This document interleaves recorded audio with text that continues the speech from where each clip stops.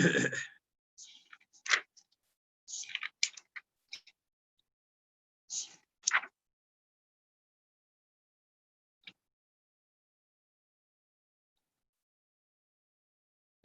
علیکم ورحمۃ اللہ وبرکاتہ.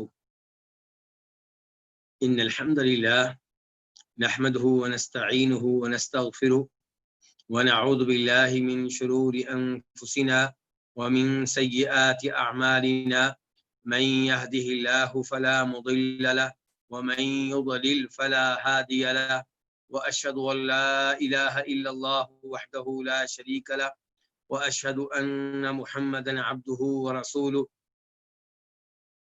يا أيها الذين آمنوا اتقوا الله حق تقاته ولا تموتن إلا وأنتم مسلمون. يا أيها الناس اتقوا ربكم الذي خلقكم من نفس واحدة وخلق منها زوجها وبث منهما رجالا كثيرا ونساء واتقوا الله الذي تساءلون به والأرحام إن الله كان عليكم رقيبا. يا أيها الذين آمنوا اتقوا الله وقولوا قولا سديدا يصلح لكم أعمالكم ويغفر لكم ذنوبكم ومن يطع الله ورسوله فقد فاز فوزا عظيما. أما بعد فإن خير الحديث كتاب الله وخير الهدي هدي محمد صلى الله عليه وسلم وشر الأمور محدثاتها وكل محدثة بدعة وكل بدعة ضلالة وكل ضلالة في النار.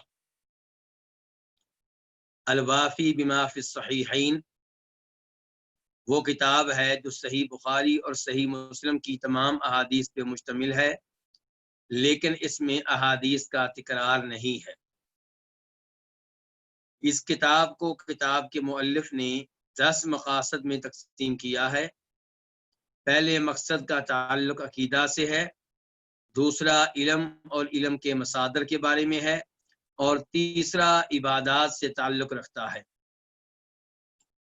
تیسرا مقصد جو عبادات سے تعلق رکھتا ہے، اس میں کئی کتب ہیں، اور پہلی کتاب کتاب الطہارہ ہے. کتاب الطہارہ میں کئی فصول ہیں، ان فصول میں سے تیسری فصل کا تعلق وضو سے ہے، اور وضو پہ مشتمل فصل کئی ابواب پہ مشتمل ہے. ان ابواب میں سے 3 باب ہم پڑھ چکے ہیں، اور تیسرا باب پڑھ رہے ہیں. تیسرا باب شروع کر چکے تھے، اور حدیث نمبر 299 یہ ہم پڑھ چکے تھے. آج حدیث نمبر 300 سے آغاز کریں گے. قاف اس حدیث کے روایت کرنے پہ اتفاق ہے امام بخاری کا اور امام مسلم کا. عن حمران مولا عثمان، حمران سے روایت ہے جو کہ جناب عثمان بن عفان رضی اللہ تعالیٰ عنہ کے آزاد کردہ غلام ہیں، حمران بن ابان. انہ رآ عثمان بن عفان، حمران کہتے ہیں کہ انہوں نے عثمان بن عفان کو دیکھا. عثمان بن عفان کون ہے؟ ہمارے تیسرے خلیفہ راشد. ان کا تعلق کس خاندان سے ہے؟ بنی امیہ سے. عثمان بن عفان بن ابو العاص بن امیہ، یہ بنو امیہ سے تعلق رکھتے ہیں، اور بنو امیہ سے تعلق رکھنے والے اس عظیم صحابی کو نبی علیہ الصلوۃ والسلام نے یکے بعد دیگرے 2 بیٹیاں نکاح کے لیے دی تھیں. یہ عثمان بن عفان دعا بِإِنَاءٍ، ان کے بارے میں حمران کہتے ہیں کہ انہوں نے پانی منگوایا، پانی کا برتن منگوایا. دعا بِإِنَاءٍ، پانی کا برتن طلب کیا. فَأَفْرَغَ عَلَى كَفَّيْهِ 3 مِرَارٍ فَغَسَلَهُمَا، تو انہوں نے ڈالا عَلَى كَفَّيْهِ، اپنی دونوں ہتھیلیوں پہ کیا ڈالا؟ پانی ڈالا. کنہوں نے؟ جناب عثمان نے. تو انہوں نے ڈالا، پانی ڈالا اپنی دونوں ہتھیلیوں پہ 3 مرتبہ. فغسلہما، تو ان 2 ہتھیلیوں کو دھویا.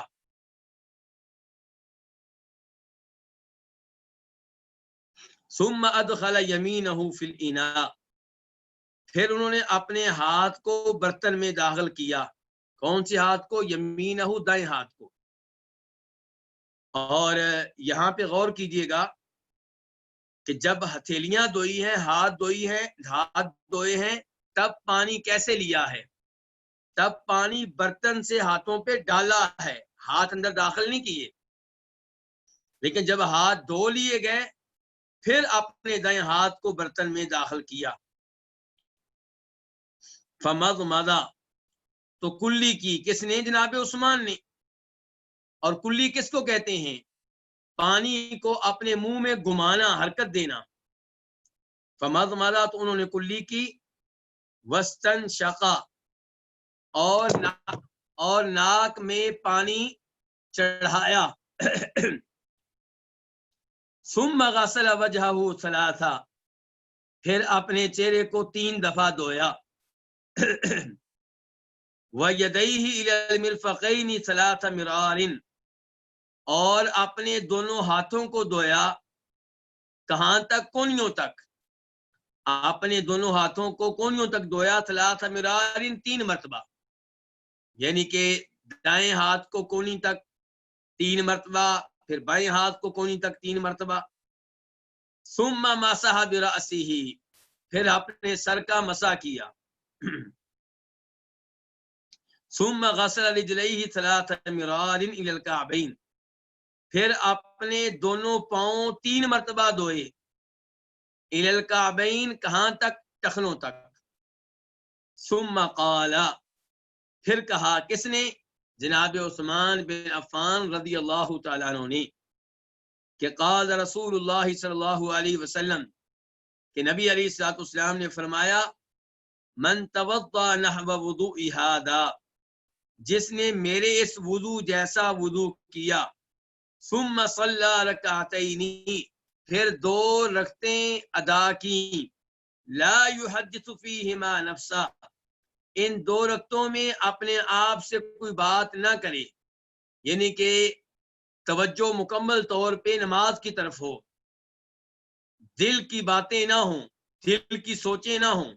لا يحدث فیہما نفسا، ان 2 رکعتوں میں اپنے آپ سے کوئی بات نہ کرے. تو کیا ہوگا؟ جو میرے وضو کی طرح وضو کرے، پھر اس انداز سے 2 رکعتیں ادا کرے، کیا ہوگا؟ غفر له ما تقدم من ذنبی، اس کے وہ گناہ بخش دیے جائیں گے جو پہلے گزر چکے ہیں، جو پہلے ہو چکے ہیں. تو بڑی عظیم حدیث ہے نبی علیہ الصلوۃ والسلام کی. اس حدیث میں پہلے نمبر پہ یہ دیکھیے گا کہ شروع میں کیا ہے؟ فَأَفْرَغَ عَلَى كَفَّيْهِ 3 مرار، کہ جناب عثمان نے اپنی ہتھیلیوں پہ پانی ڈالا 3 مرتبہ. اسی سے ملتے جلتے الفاظ آئے ہیں اس حدیث میں جو اس سے پہلے ہے 299 299. ذرا وہاں دیکھیے گا کہ فَكَفَأَ عَلَى يَدَيْهِ، وہاں پہ الفاظ کیا آئے ہیں کہ نبی علیہ الصلوۃ والسلام نے پانی کا برتن منگوایا، اور عبداللہ بن زید نے پانی کا برتن منگوایا، صحابی نے، لوگوں کو بتانے کے لیے کہ اللہ کے رسول کا وضو کیسے تھا. فتوضأ لهم، تو ان کے سامنے وضو کیا. فکفأ علی یدیہ، اور برتن کو اپنے ہاتھوں پہ جھکایا. فکفأ علی یدیہ، برتن کو اپنے ہاتھوں پہ جھکایا. کیوں؟ تاکہ پانی ہاتھوں پہ گرے اور ہاتھوں کو دھو سکیں. اور اس کے بعد برتن میں ہاتھ ڈال کر پانی لیا. کس نے؟ عبداللہ بن زید نے. اور پھر بتایا کہ ایسے ہی وضو کیا تھا نبی علیہ الصلوۃ والسلام نے. تو آج میں آپ کو پچھلی حدیث کی طرف کیوں لے کر گیا ہوں؟ کفأ علی یدیہ کا معنی اچھی طرح واضح کرنے کے لیے کہ کفأ علی یدیہ، برتن کو اپنے دونوں ہاتھوں پہ جھکایا. اور آج کی حدیث میں کیا الفاظ آئے ہیں؟ فأفرغ علی کفیہ، کہ اپنی ہتھیلیوں پہ پانی ڈالا. دوسرے نمبر پہ یہ جو تذکرہ آیا ہے کہ آپ نے کلی کی، ناک میں پانی چڑھایا. تو کلی کرنا، ناک میں پانی چڑھانا، ان کا حکم کیا ہے؟ امام ابو حنیفہ رحمہ اللہ کے نزدیک کلی کرنا وضو میں اور ناک میں پانی چڑھانا یہ دونوں کام سنت ہیں، لیکن غسل میں جب غسل جنابت کرنا ہو، غسل حیض کرنا ہو، تب یہ دونوں کام واجب ہیں۔ لیکن صحیح بات یہ ہے کہ وضو میں یہ دونوں کام سنت نہیں بلکہ سنت سے زیادہ بڑا مقام رکھتے ہیں، اور وہ یہ کہ کلی کرنا بھی واجب اور ناک میں پانی چڑھانا بھی واجب۔ کیوں؟ اس لیے کہ نبی علیہ الصلوۃ والسلام سے وضو کا طریقہ جو ہمارے پاس آیا ہے اس میں یہ ہے کہ آپ وضو میں کلی کرتے تھے، ناک میں پانی چڑھاتے تھے۔ دوسرے نمبر پہ صاف صاف حدیث ہے بخاری مسلم کی، آپ فرماتے ہیں اذا توضأ احدکم، جب تم میں سے کوئی وضو کرے، فلیجعل فی انفہ ماء، تو اسے چاہیے کہ اپنے ناک میں پانی ڈالے، ثم لیستنثر، پھر وہ کیا کرے، پھر پانی جاڑے، پہلے ناک میں پانی ڈالے اور پھر جاڑے۔ اور یہاں پہ آپ نے جو الفاظ استعمال کیے ہیں یہ آرڈر کے الفاظ ہیں، حکم دے رہے ہیں آپ، اور جب آپ کسی چیز کا حکم دیں تو اس پہ عمل کرنا واجب ہوتا ہے، لازمی ہوتا ہے۔ اس کے علاوہ ایک اور حدیث وبالغ فی الاستنشاق، کہ ناک میں پانی چڑھانے کے معاملے میں مبالغہ کریں، الا ان تکون صائما، مگر یہ کہ آپ روزہ دار ہوں۔ نبی علیہ الصلوۃ والسلام حکم دے رہے ہیں کہ جب وضو کریں تو ناک میں پانی چڑھانے کے معاملے مبالغہ کرنا ہے، یعنی کہ ٹرخانا نہیں ہے، بہت اچھی طرح پانی چڑھانا ہے۔ ہاں جب آپ روزے کی حالت میں ہوں تب بھی پانی چڑھانا ہے، لیکن تب مبالغہ نہیں کرنا۔ تو اس سے آپ اندازہ لگا سکتے ہیں کہ ناک میں پانی چڑھانا کتنی اہمیت رکھتا ہے، اور پھر اس کو جاڑنا۔ اور ابو داؤد شریف کی حدیث ہے کہ آپ کہتے ہیں اذا توضأت فمضمض، جب وضو کرو تو کلی کرو، یہاں پہ بھی آپ آرڈر دے رہے ہیں۔ تو کلی کرنا وضو میں اور ناک میں پانی چڑھانا، دونوں یہ چیزیں ایسی ہیں جن پہ عمل کرنا واجب ہے اور ان میں سستی نہیں کرنی چاہیے۔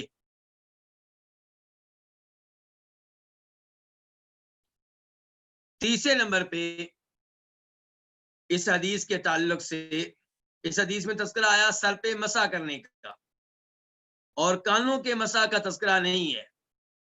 تو گزارش یہ ہے کہ کانوں کا مسح کرنا بھی نبی علیہ الصلوۃ والسلام سے ثابت ہے، اور یہ بھی حدیث آپ سے ثابت ہے کہ الاذنان من الرأس، کہ دونوں کان سر کا حصہ ہیں، سر میں سے ہیں۔ سر کا مسح کرتے ہیں تو کانوں کا پھر کیا ہوگا، مسح ہوگا۔ اور مسح کا طریقہ کیا ہے کہ یہ انگلی جسے ہم انگشت شہادت کہتے ہیں، شہادت والی انگلی، یہ انگلیاں کان کے سوراخ میں داخل کی جائیں گی، یعنی کہ آپ کے ہاتھ گیلے ہوں گے، اور کانوں کے لیے، کانوں کے مسح کے لیے نیا پانی لینا ضروری نہیں ہے۔ سر کے مسح سے آپ کے ہاتھ گیلے ہیں، وہی پانی کافی ہے، اور اگر نیا لے لیں تو انشاءاللہ اس میں بھی کوئی حرج نہیں ہے۔ تو اب آپ دونوں انگلیاں کان کے سوراخ میں ڈالیں گے، اور پھر ان انگلیوں کو کان کے جو راستے بنے ہوئے ہیں وہاں پہ پھیرتے آئیں گے، حتیٰ کہ آپ کان کے اوپر کے حصے تک پہنچ جائیں گے۔ اندر سے شروع ہوئے اور ان راستوں پہ ان انگلیوں کو پھیرتے ہوئے آپ کان کے آخری حصے میں پہنچ گئے۔ اب آپ کیا کریں گے، آپ دونوں انگوٹھوں کے ذریعے کان کے باہر کے حصے کا مسح کریں گے، ایسے۔ مجھے امید ہے کہ کان کے مسح کا معاملہ واضح ہو چکا ہوگا۔ تو یہ 3-4 مسائل تھے جن کا تعلق اس حدیث سے تھا، حدیث نمبر 300 سے۔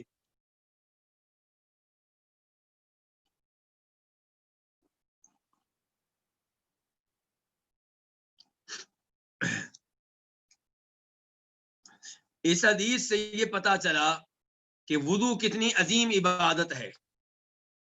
ہمارے پاک و ہند کے اکثر علماء کرام کا فتویٰ یہ ہے کہ وضو کے لیے نیت کی ضرورت نہیں ہے۔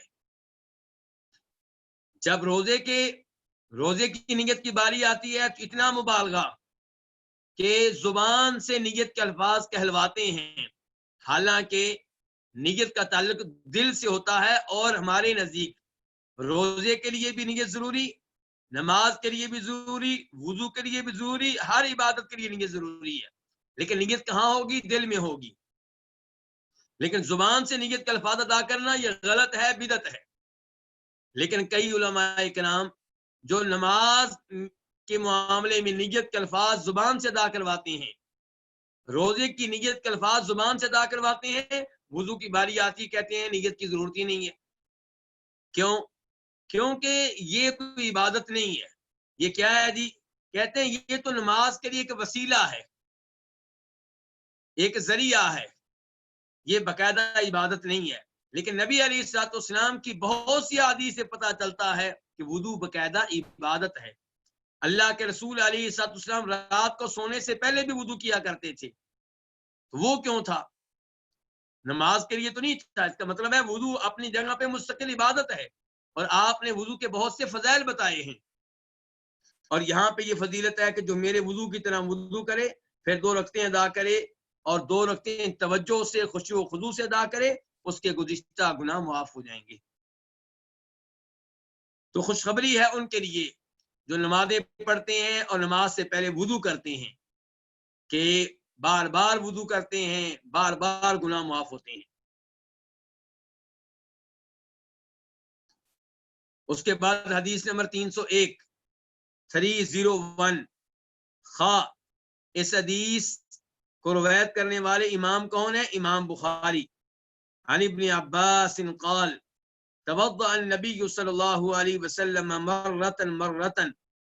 جناب عبداللہ ابن عباس رضی اللہ عنہما سے روایت ہے، کہتے ہیں کہ نبی صلی اللہ علیہ وسلم نے ایک ایک بار وضو کیا، ایک ایک بار وضو کے اعضاء کو دھویا۔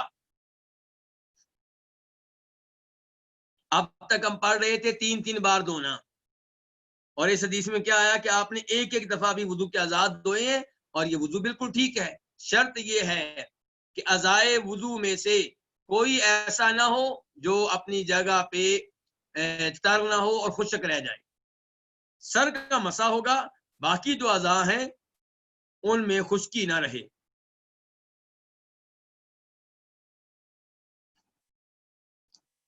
حدیث نمبر 302 خا، اس حدیث کو روایت کرنے والے کون ہیں؟ امام بخاری۔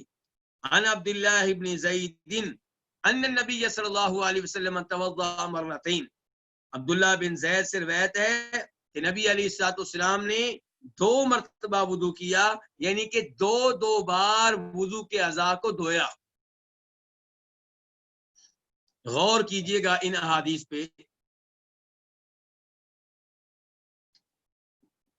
کبھی کہا جا رہا ہے کہ آپ نے ایک ایک دفعہ وضو کے اعضاء کو دھویا، کوئی صحابی کہہ رہے ہیں کہ 2 دفعہ دھویا، اور کوئی صحابی کہہ رہے ہیں 3 دفعہ دھویا۔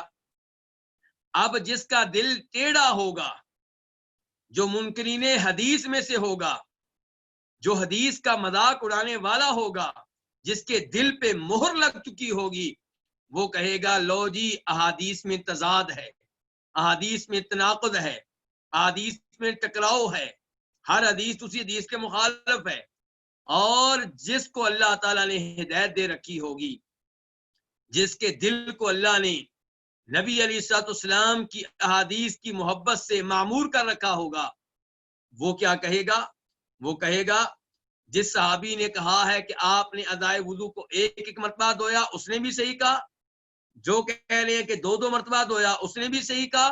اور جو کہہ رہے ہیں 3 مرتبہ دھویا، اس نے بھی صحیح کہا، کیونکہ اللہ کے رسول نے وضو کو ایک دفعہ نہیں کیا۔ 23 سال تو آپ نے بطور نبی زندگی گزاری ہے۔ 23 سال میں کتنی دفعہ نمازیں پڑھتے رہے؟ خصوصاً آخری 10 سال 5 نمازیں ایک دن میں، 5 دفعہ کم از کم وضو، تہجد کا وضو اس کے علاوہ۔ تو پوری زندگی میں کتنے وضو کیے؟ تو کبھی ایک ایک مرتبہ اعضاء کو دھویا، کبھی 2 مرتبہ، کبھی 3 مرتبہ۔ سب احادیث اپنی جگہ پہ صحیح ہیں۔ اور یہ آخری حدیث ابھی ہم نے پڑھی عبداللہ بن زید۔ کئی لوگوں کے ذہنوں میں شاید یہ آئے کہ عبداللہ بن زید وہ ہیں جو اذان والی حدیث روایت کرتے ہیں، لیکن یہ وہ نہیں ہے، یہ ان کے علاوہ ہے۔ حدیث نمبر 303 عن ابی ہریرہ قال انی سمعت النبی صلی اللہ علیہ وسلم یقول ان امتی یدعون یوم القیامت غرا محجلین من آثار الوضوء فمن استطاع منکم ان یطیل غرته فلیفعل۔ جناب ابو ہریرہ سے روایت ہے، کہتے ہیں کہ میں نے نبی علیہ الصلوۃ والسلام سے سنا کہ آپ کہہ رہے تھے کہ ان امتی یدعون یوم القیامہ، یقیناً میری امت کو قیامت کے دن بلایا جائے گا اس حال میں کہ غرن، ان کے چہرے چمک رہے ہوں گے۔ اس امت سے مراد آپ کی وہ امت ہے جنہوں نے آپ کا کلمہ پڑھا، ورنہ آج کل کے سکھ بھی آپ کے امتی ہیں، آج کل کے ہندو بھی آپ کے امتی ہیں، انگریز بھی آپ کے امتی ہیں، ملد بھی آپ کے امتی ہیں، لیکن یہ وہ امتی ہیں جنہوں نے آپ کی دعوت کو قبول نہیں کیا۔ اور اس حدیث میں آپ اپنی اس امت کی بات کر رہے ہیں جنہوں نے آپ کی دعوت کو قبول کر لیا، اسے کہتے ہیں امت اجابہ۔ ان امتی یدعون یوم القیامہ، میری امت کو قیامت کے دن بلایا جائے گا اس حال میں کہ ان کے چہرے چمک رہے ہوں گے، محجلین، ان کے ہاتھ پاؤں روشن ہوں گے، کیوں؟ من آثار الوضوء، وضو کے اثر کی وجہ سے، وضو کے اثر کے سبب سے۔ دنیا میں گرمی سردی میں وضو کرتے رہے، آج اللہ نے انعام کیا دیا ہے؟ چہرہ بھی چمک رہا ہے اور ہاتھ پاؤں بھی چمک رہے ہیں۔ فمن استطاع منکم ان یطیل غرته فلیفعل، بس جو تم میں سے اپنی چمک کو لمبا کرنے کی استطاعت رکھے وہ ایسا کر لے۔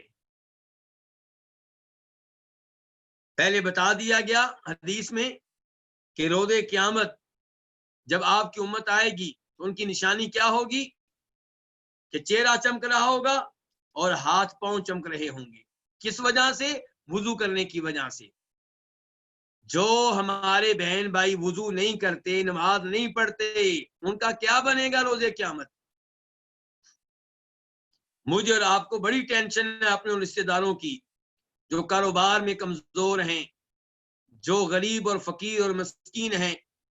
صبح و شام ہم ان کے بارے میں سوچتے ہیں، لیکن کیا کبھی ہم نے ان کی آخرت کے بارے میں بھی سوچا کہ روز قیامت ان کے وضو کے آثار نہیں چمکیں گے، نبی علیہ الصلوۃ والسلام کے حوض سے پانی نہیں پی سکیں گے۔ فمن استطاع منکم، آخری الفاظ کیا ہیں؟ کہ جو تم میں سے اپنی چمک کو طویل کرنا چاہتا ہے، بڑھانا چاہتا ہے، فلیفعل، پس چاہیے کہ وہ بڑھا لے۔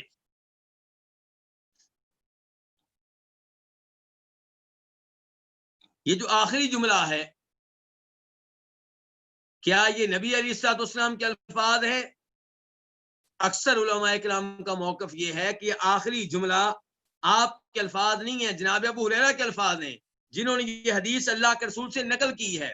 کہتے ہیں کہ اللہ کے رسول نے فرمایا، ابو ہریرہ کہتے ہیں اللہ کے رسول نے فرمایا کہ میرے امتی قیامت کے دن آئیں گے، چہرے چمک رہے ہوں گے، ہاتھ پاؤں چمک رہے ہوں گے وضو کے اثر کی وجہ سے۔ یہ الفاظ ہوئے اللہ کے رسول کے۔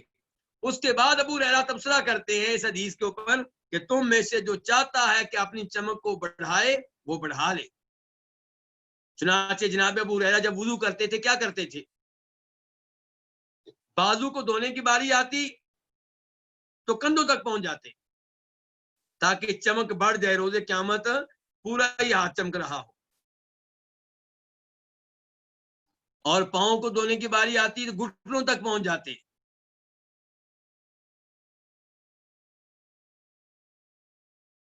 اب مجھے اور آپ کو کیا کرنا ہے؟ تو صحیح بات یہ ہے، اور جو بات کرنے لگا ہوں یہی موقف ہے امام ابن تیمیہ کا، امام ابن القیم کا۔ امام ابن القیم کا کیا موقف ہے؟ کہ وضو اتنا ہی کرنا ہے جتنا نبی علیہ الصلوۃ والسلام نے سکھایا۔ بازو دھونے ہیں تو کونیوں تک، کونی سے تھوڑا سا آگے بڑھ جائے تو انشاءاللہ اس میں مسئلہ نہیں ہے، لیکن کندھوں تک ایسا نہیں کرنا۔ کیوں؟ کیونکہ نبی علیہ الصلوۃ والسلام سے ثابت نہیں ہے، کیونکہ قرآن نے یہ نہیں کہا۔ جہاں تک تعلق ہے جناب ابو ہریرہ کا، یہ ان کا اجتہاد ہے، اس کے پیچھے کوئی دلیل نہیں ہے۔ اور یہی صورتحال ہے پاؤں کی۔ پاؤں کہاں تک دھونے ہیں؟ ٹخنوں تک۔ تھوڑے سے آگے بڑھ جائیں تو انشاءاللہ مسئلہ نہیں ہے، لیکن گھٹنوں تک جانا یہ نبی علیہ الصلوۃ والسلام سے ثابت نہیں ہے۔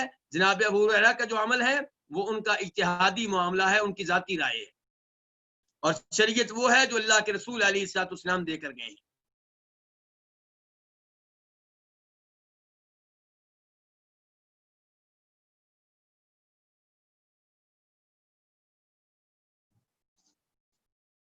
تو اس حدیث سے وضو کی فضیلت، وضو کی شان اور وضو کا مقام معلوم ہو رہا ہے۔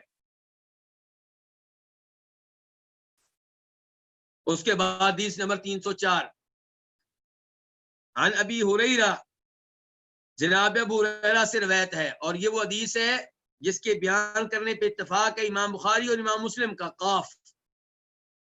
جناب ابو ہریرہ سے روایت ہے وکان یمر، وہ گزر رہے تھے، کون؟ ابو ہریرہ رضی اللہ تعالیٰ عنہ، والناس یتوضؤون من المطہرہ، ابو ہریرہ گزر رہے تھے جبکہ لوگ وضو کر رہے تھے وضو کے برتن سے۔ مطہرہ وہ برتن جو وضو کے لیے تیار کیا گیا ہو، طہارت کے لیے تیار کیا گیا ہو۔ قال، تو کہنے لگے کون؟ ابو ہریرہ، اسبغ الوضو، وضو پورا کیا کرو، یعنی کہ وضو میں کوئی کمی نہ رہنے دیا کرو، وضو پورا کیا کرو۔ فإن ابا القاسم صلی اللہ علیہ وسلم قال، کیونکہ ابو القاسم کون ہے؟ نبی علیہ الصلوۃ والسلام، آپ کی کنیت ہے ابو القاسم۔ ابو ہریرہ کہتے ہیں کیونکہ ابو القاسم صلی اللہ علیہ وسلم نے فرمایا ویل، ہلاکت ہے، ہلاکت ہوگی، ہلاکت ہے، للاعقاب، ایڑیوں کے لیے، عقاب عقب کی جمع، ایڑیوں کے لیے، پاؤں کا پچھلا حصہ، تو ہلاکت ہے ایڑیوں کے لیے، من النار، آگ میں سے، یعنی کہ وہ ایڑیاں جو وضو کرتے ہوئے خشک رہ گئیں ان کے لیے ہلاکت ہے جہنم میں سے، جہنم کی آگ ان تک پہنچے گی۔ تو اس میں شدید وعید ہے ان کے لیے جو وضو کے معاملے میں سستی کرتے ہیں، کوتاہی کرتے ہیں، لاپرواہی کرتے ہیں۔ اور آج کل بھی ایسے لوگ آپ کو مل جائیں گے جن کے پاؤں کا پچھلا حصہ خشک ہوتا ہے۔ تو اللہ کے رسول علیہ السلام نے کیا فرمایا؟ ویل للاعقاب من النار، ہلاکت ہے ان ایڑیوں کے لیے، یعنی کہ جو ایڑیاں خشک رہتی ہیں، کہاں سے ہلاکت ہے؟ جہنم کی آگ میں سے۔ اچھا، یہ ہلاکت ہے ان کے لیے جو وضو میں سستی کر گئے، تو جو وضو کرتے ہی نہیں تھے، نمازیں پڑھتے ہی نہیں تھے، ان کا کیا بنے گا؟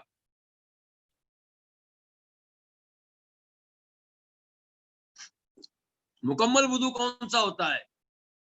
مکمل وضو یہی ہے کہ وضو کے جو مقامات ہیں، وضو کے جو اعضاء ہیں، ان میں سے کوئی بھی خشک نہ رہے، ہر ایک تک پانی پہنچے۔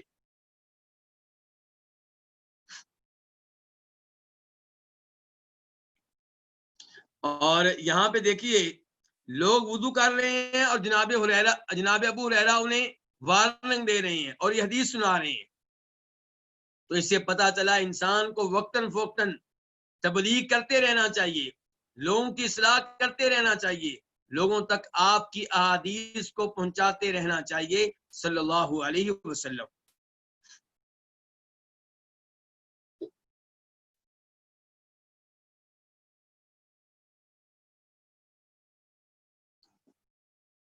حدیث نمبر 305،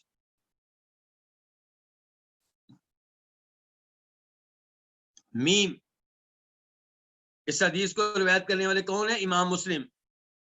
عن عمر بن الخطاب ان رجلا توضا فترك موضع ظفر على قدمه فابصره النبي صلى الله عليه وسلم فقال ارجع فاحسن وضوءك فرجع ثم صلى۔ جناب عمر بن خطاب سے روایت ہے کہ ایک آدمی نے وضو کیا تو اس نے ناخن کے برابر جگہ اپنے پاؤں پہ چھوڑ دی، یعنی کہ وہاں پانی نہیں پہنچایا، ناخن کے برابر جگہ خشک رہ گئی، معمولی سی جگہ. فابصرہ النبی صلی اللہ علیہ وسلم، تو نبی علیہ الصلوۃ والسلام نے اس جگہ کو دیکھ لیا. فقال، تو آپ نے کہا ارجع، واپس جاؤ، فاحسن وضوءک، اپنا وضو اچھی طرح کرو. فراجع، وہ آدمی واپس گیا، کدھر واپس گیا؟ وضو کی طرف واپس گیا، وضو کرنے کے لیے گیا. ثم صلی، پھر اس آدمی نے نماز پڑھی. اور ابو داؤد شریف کی حدیث میں الفاظ آتے ہیں کہ امرہ ان یعید الوضوء والصلاۃ، آپ نے اس آدمی کو حکم دیا کہ وضو بھی دوبارہ کرو اور نماز بھی دوبارہ پڑھو.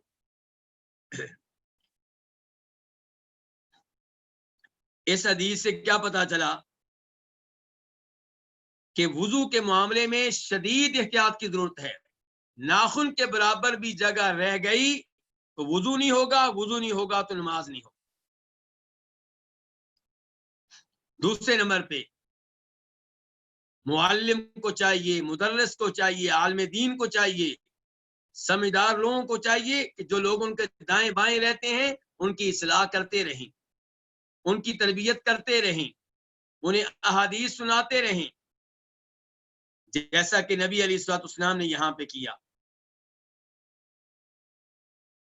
اور اس سے یہ بھی پتا چلا کہ جب آپ کے پاؤں کا کچھ حصہ خشک رہ گیا، بعد میں آپ کو پتا چلا، تو اب آپ کیا کریں گے؟ سارا وضو دوبارہ کریں گے. آپ نے یہ نہیں کہا کہ جاؤ اور یہ اتنی جگہ گیلی کر لو، آپ نے کہا فاحسن وضوءک، اپنا وضو اچھی طرح کرو. البتہ اگر پاؤں کا کوئی حصہ آپ کو پتا چلا کہ خشک رہ گیا ہے اور آپ کے وضو کے اعضاء بھی گیلے ہیں، تو پھر اتنا حصہ گیلا کر لینا کافی ہوگا. لیکن جب وضو کیے ہوئے چند منٹ گزر چکے ہوں، وضو کے اعضاء خشک ہو چکے ہوں، اب جب غلطی کا پتہ چلے تو اب سارا وضو دوبارہ کیا جائے گا.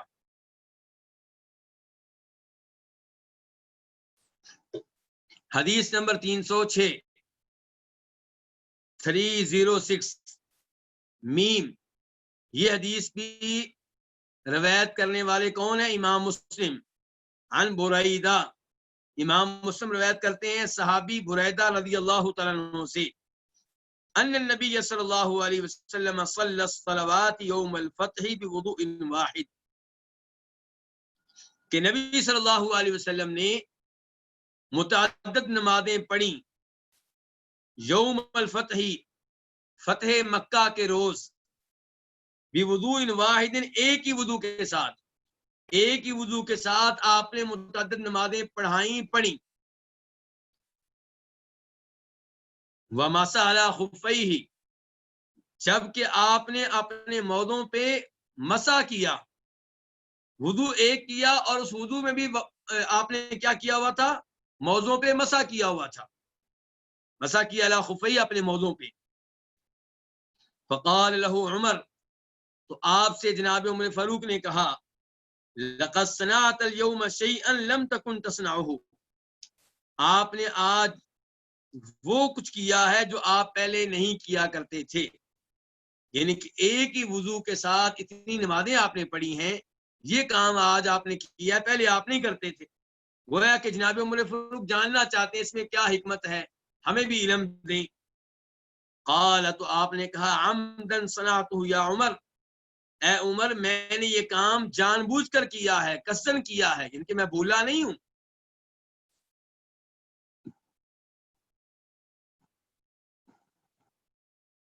اس حدیث سے ایک تو یہ مسئلہ معلوم ہوا کہ موضوع پہ مسح کرنا بالکل ٹھیک ہے، جبکہ موزے آپ نے وضو کی حالت میں پہنے ہوں، وضو ہوں، جب آپ نے موزے پہنے ہوں تو بعد میں جب وضو ٹوٹے گا تو آپ نیا وضو کریں گے اور پاؤں نہیں دھوئیں گے، بلکہ پاؤں پہ مسح کر لینا کافی ہوگا، کیونکہ آپ نے پاؤں پہ موزے پہن رکھے ہیں.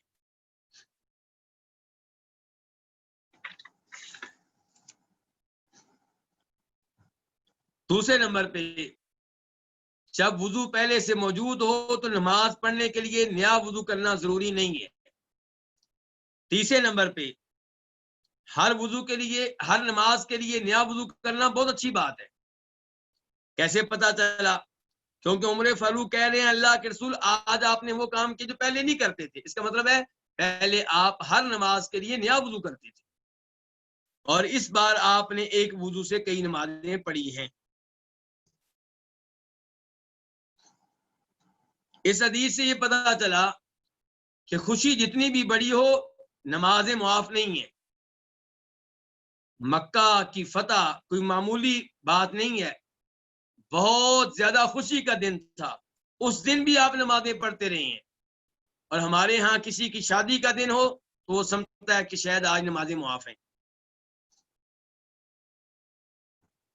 اس حدیث سے یہ بھی پتا چلا کہ صحابہ کرام یہ عقیدہ رکھتے تھے کہ نبی علیہ الصلوۃ والسلام بھول سکتے ہیں، اسی لیے جناب عمر فاروق نے کہا کہ میں یہ بھولا نہیں ہوں۔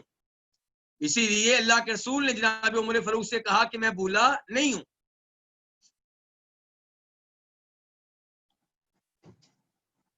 بعد والے باب کی طرف منتقل ہونے سے پہلے آپ کی توجہ اس جانب بھی مبذول کروانا چاہوں گا کہ ایک گمراہ فرقہ موجود ہے پاک و ہند میں۔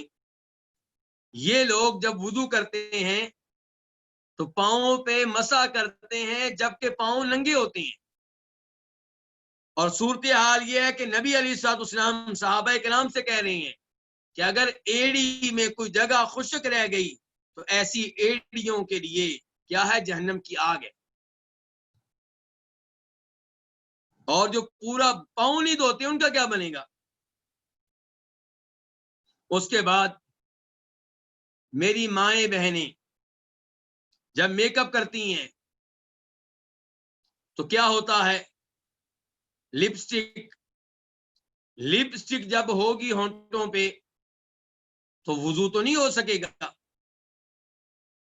کیونکہ آپ کے ہونٹ ان تک پانی نہیں پہنچا۔ یہاں اللہ کے رسول کہہ رہے ہیں ان ایڑیوں کے لیے آگ ہے جو خشک رہ گئی، تو اگر ہونٹ ایسے ہوئے جہاں پانی نہیں پہنچا وضو کا، ان کا کیا بنے گا؟ ایسے ہی پاؤڈر یا اس قسم کی چیزیں جو چہرے پہ لگائی گئی ہوتی ہیں، جن کی کئی تہیں ہوتی ہیں اور اتنی بڑی تہ ہوتی ہے کہ پانی چہرے تک نہیں پہنچتا، ایسی عورتیں یا تو وضو کرتی نہیں، نماز پڑھتی نہیں، اور جو وضو کرتی ہیں ان کا وضو کیسے ہوگا؟ ایسے ہی ناخن پالش، جب وہ پالش لگائی جائے گی ناخنوں پہ تو وضو کیسے ہوگا؟ میری ماؤں بہنوں کو سوچنا چاہیے۔ عورتوں کا حق ہے کہ وہ اپنے آپ کو خوبصورت بنائیں اپنے خاوند کے سامنے، اور باپ کے سامنے بھی خوبصورتی کوئی مسئلہ نہیں ہے، بھائیوں کے سامنے بھی کوئی مسئلہ نہیں ہے۔ جب گھر میں غیر مرد نہ آتے ہوں، کوئی دیور، کوئی جیٹھ، کوئی بہنوئی وغیرہ نہ آتا ہو، یا آتے بھی ہوں تو آپ پردہ کرتی ہوں، تو آپ اپنے چہرے کو خوبصورت بنائیں، جسم کو خوبصورت بنائیں، کوئی مسئلہ نہیں ہے۔ لیکن خوبصورتی کے لیے وہ چیزیں استعمال کرنا جن کے ساتھ وضو نہ ہو سکے، وضو کا پانی نہ پہنچ سکے، تو یہ حدیث ذہن میں رکھیں کہ ویل للعقاب من النار، ان ایڑیوں کے لیے ہلاکت ہے جو خشک رہ جائیں جن تک وضو کا پانی نہ پہنچے۔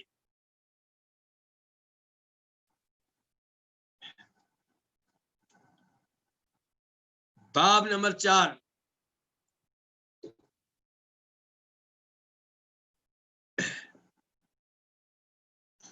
کیا باب ہے؟ الذکر عقب الوضو، وضو کے بعد ذکر کرنا، یعنی کہ دعا وغیرہ پڑھنا، کوئی ذکر پڑھنا جو اللہ کے رسول سے ثابت ہو۔ وضو کے بعد ذکر کرنا سے مجھے یاد آیا کہ کئی لوگ وضو کرتے ہوئے ہر عضو دھوتے ہوئے اس کی الگ سے دعا پڑھتے ہیں۔ یہ دعائیں نبی علیہ الصلوۃ والسلام سے ثابت نہیں ہیں۔ बाजू धोने की दुआ, चेहरा धोने की दुआ, सर का मसा करते हुए दुआ, पाँव धोते हुए दुआ, ये चीजें नबी अलैहिस्सलाम से साबित नहीं हैं। और यहीं से मुझे ये मसला भी याद आ गया कि वुजू करते हुए अलग से गर्दन का मसा करना या गुद्दी का अलग से मसा करना ये साबित नहीं है नबी अलैहिस्सलाम से। अलबत्ता जब सर का मसा करेंगे तब आप अपने हाथ आगे से पीछे लेकर आएंगे तो उसमें गुद्दी भी आ जाएगी, फिर आप वापस ले आएंगे। लेकिन बाद में गुद्दी का अलग से मसा करना या गर्दन का मसा करना, ये चीजें नबी अलैहिस्सलाम से साबित नहीं है।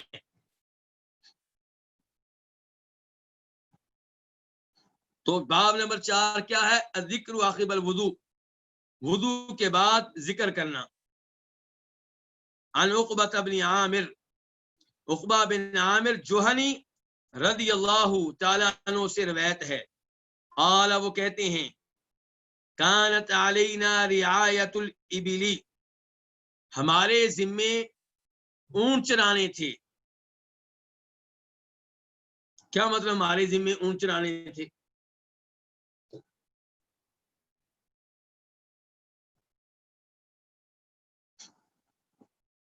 उक़बा बिन आमिर जुहनी बयान करना चाह रहे हैं कि हमारे ऊंट हुआ करते थे। अब बजाय इसके कि हर आदमी अपना ऊंट चराने के लिए धूप में जाए, जंगल में जाए, सहरा में जाए, हम क्या करते थे, किसी एक या 2 आदमियों की ड्यूटी लगा देते कि आज तुम्हारा नंबर है, तुमने सबके ऊंट चराने हैं। सबसे मुराद पूरा मदीना नहीं, सबसे मुराद 10 दोस्त, 20 दोस्त, 30 दोस्त। तो आज 2 आदमी ऊंट चराएंगे, बाकी अपने दीगर काम करेंगे। कल किसी और का नंबर होगा, परसों किसी और का नंबर होगा। तो ये तरतीब थी सहाबा किराम के बीच में। उक़बा बिन आमिर कहते हैं कि कानत अलैना रिआयतुल इबिल, हमारे जिम्मे था ऊंटों को चराना। फजाअत नौबती, तो मेरी बारी आई। फरवहतुहा बिअशिय्यिन, तो मैं इन ऊंटों को चलाकर शाम के वक्त वापस लेकर आया। फअदरकतु रसूलल्लाह सल्लल्लाहु अलैहि वसल्लम काइमन युहद्दिसुन नास, तो मैंने नबी अलैहिस्सलाम को इस हाल में पाया कि आप खड़े थे, लोगों को हदीसें बता रहे थे, लोगों को वाज कर रहे थे, लोगों से गुफ्तगू कर रहे थे। फअदरकतु मिन कौलिही, तो मैंने आपके खुतबा में से, आपकी गुफ्तगू में से ये चीज पाई, ये गुफ्तगू सुनी। बाकी तो मैं नहीं सुन सका, जाहिर कि मैं लेट आया था। उक़बा बिन आमिर जुहनी कहते हैं, तो क्या चीज मैंने पाई कि आप कह रहे थे, मा मिन मुस्लिमिन यतवद्दा, कोई मुसलमान ऐसा नहीं है कि वो वुदू करे, फयुहसिनु वुदूअहु, तो अपना वुदू अच्छी तरीके से करे, अच्छी तरह करे, सुम्मा यक़ूमु, फिर खड़ा हो, फयुसल्ली रकातैनी, तो 2 रकअतें अदा करे, मुक़बिलुन अलैहिमा बिक़ल्बिही व वजहिही, उनकी जानब तवज्जो करने वाला हो। किन की जानब? 2 रकअतों की जानब, 2 रकअतें पढ़ने वाला हो, दिल के साथ और चेहरे के साथ मुतवज्जे होकर। चेहरे का रुख भी नमाज की तरफ हो, दाएं बाएं ना देख रहा हो, और दिल की सोचें और ख्यालात भी नमाज के साथ हो, 2 रकअतों के साथ हो, दुनियादारी में दिल ना लगा हुआ हो, बेगम की तवज्जो, औलाद की, दिल की तवज्जो औलाद की तरफ ना हो, बेगम की तरफ ना हो, बल्कि नमाज की तरफ हो।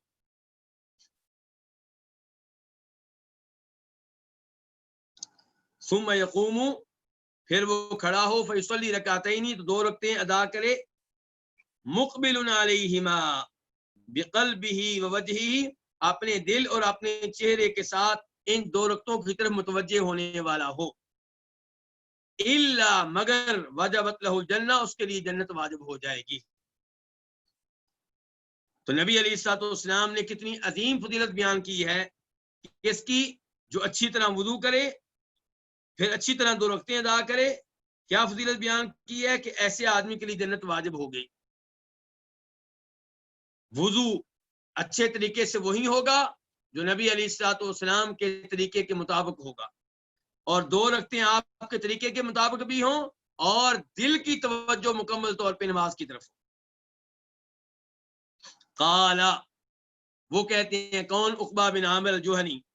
فقلت تو میں نے کہا، عقبہ کہتے ہیں میں نے کہا ما اجود هذه، یہ کتنی عمدہ بات ہے، اللہ کے رسول نے جو بھی بات کی ہے کتنی عمدہ ہے، کتنی اچھی بات ہے، یعنی کہ وضو کریں 2 رکعتیں ادا کریں جنت مل جائے، اور کیا چاہیے.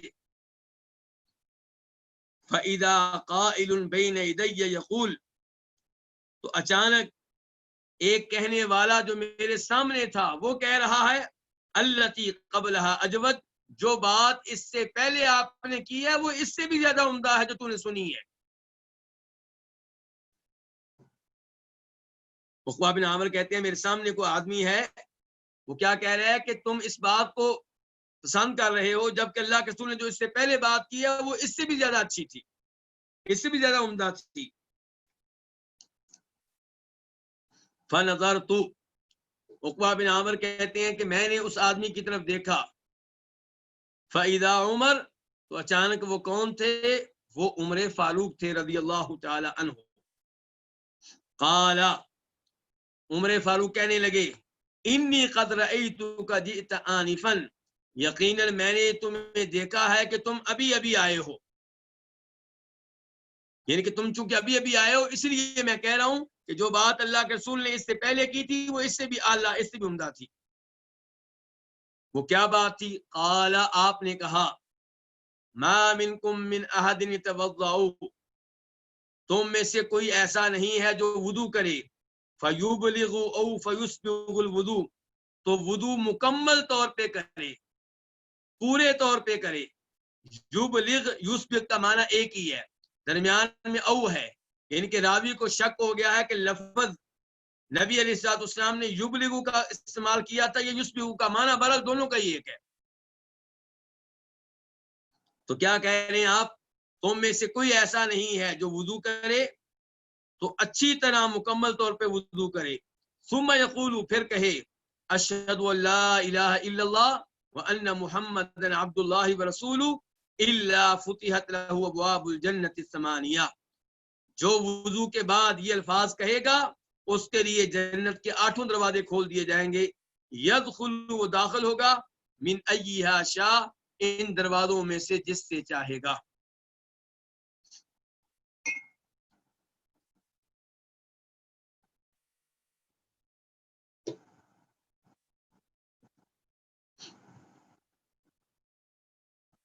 اندازہ کیجئے وضو کی اہمیت کا، وضو کی فضیلت کا، وضو کی شان کا، کہ جو وضو کرے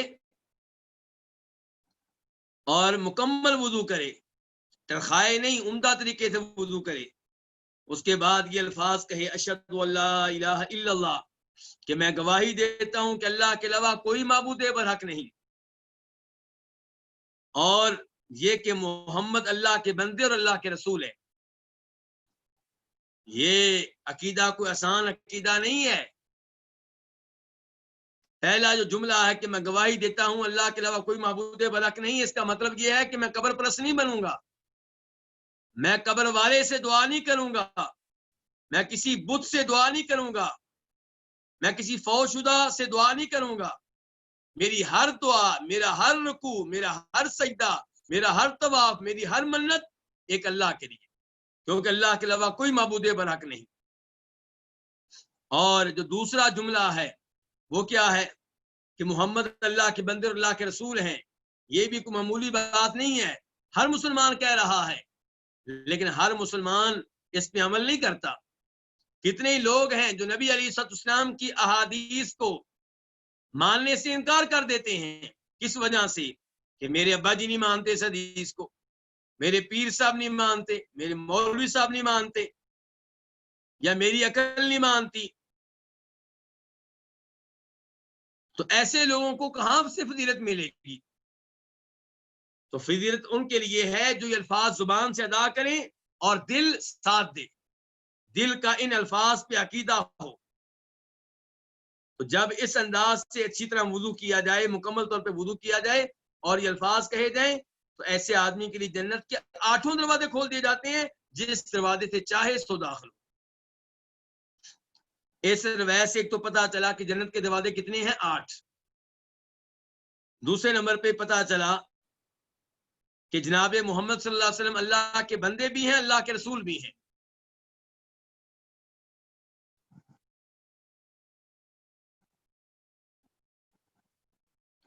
اور توحید کی اہمیت کا پتہ چلا، رسالت پہ ایمان لانے کی قدر و قیمت کا پتہ چلا، اور یہ پتہ چلا کہ صحابہ کرام نبی علیہ السلام کی گفتگو کتنے دھیان اور توجہ سے سنا کرتے تھے۔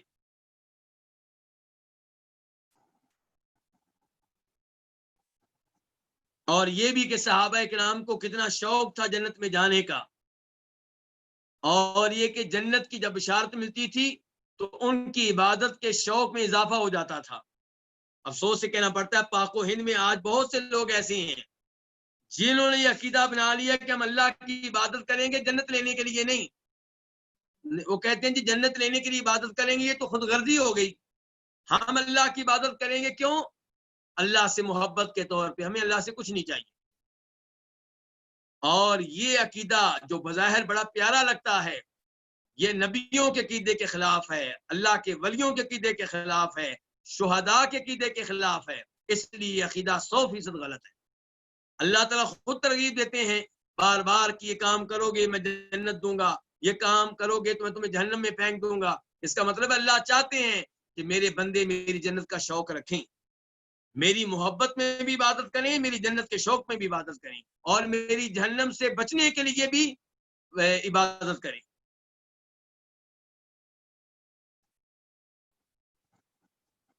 باب نمبر 5۔ باب کیا ہے؟ باب غسل الوجہ والیدین عند الاستيقاظ، بیدار ہوتے وقت چہرہ اور دونوں ہاتھ دھونا۔ کہ جب آپ نیند سے اٹھیں تو چہرہ بھی دھوئیں، دونوں ہاتھ بھی دھوئیں۔ حدیث نمبر 308 میم۔ اس حدیث کو روایت کرنے والے کون ہیں؟ امام مسلم۔ عن ابی ہریرہ ان النبی صلی اللہ علیہ وسلم قال، جناب ابو ہریرہ سے روایت ہے کہ نبی علیہ السلام نے فرمایا، اذا استيقظ احدكم من نومه، جب تم میں سے کوئی اپنی نیند سے بیدار ہو، فلا يغمس يده في الاناء، تو وہ اپنا ہاتھ برتن میں نہ ڈالے، برتن میں داخل نہ کرے، حتی یغسلها ثلاثا، یہاں تک کہ اس ہاتھ کو 3 مرتبہ دھو لے۔ آپ نیند سے اٹھے ہیں اور زمانہ وہ ہے، علاقہ وہ ہے جہاں پانی برتنوں میں ہوتا ہے۔ ایسا نہیں ہے کہ آپ ہاتھ گھمائیں گے اور پانی نکلنا شروع ہو جائے گا، بلکہ برتن میں ہاتھ ڈالیں گے پھر پانی لیں گے۔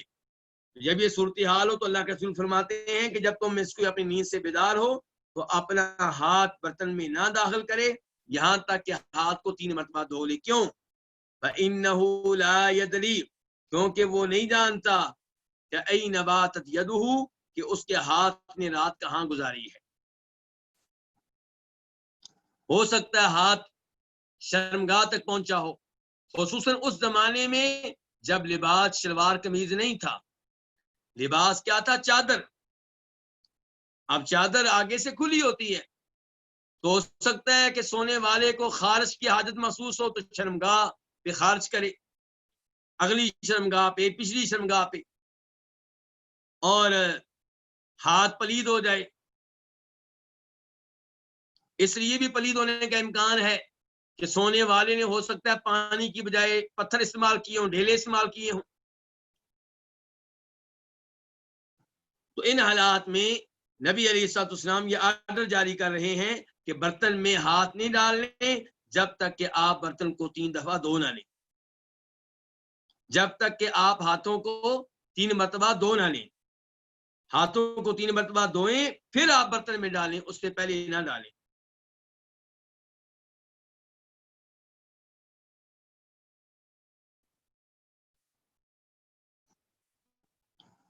تو یہ چیز وضو سے تعلق نہیں رکھتی، اس کا تعلق نیند سے ہے۔ جب بھی آپ بیدار ہوں گے اور پانی استعمال کرنے لگیں گے تو برتن میں براہ راست ہاتھ نہیں ڈالنا، پہلے ہاتھوں کو دھونا ہے، اس کے بعد بے شک آپ ڈال لیں۔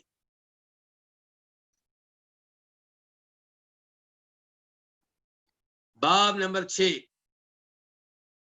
باب الایتار فی الاستنثار والاستجمار۔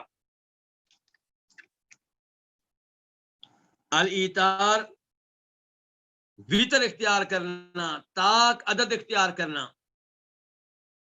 فی الاستنثاری ناک جاڑتے ہوئے، والاستجماری اور پتھروں کے ساتھ استنجا کرتے ہوئے۔ جب آپ پتھروں کے ساتھ استنجا کریں گے تو طاق عدد استعمال کریں، 3 پتھر، 5 7 9 2 4 6 نہیں، بلکہ طاق عدد۔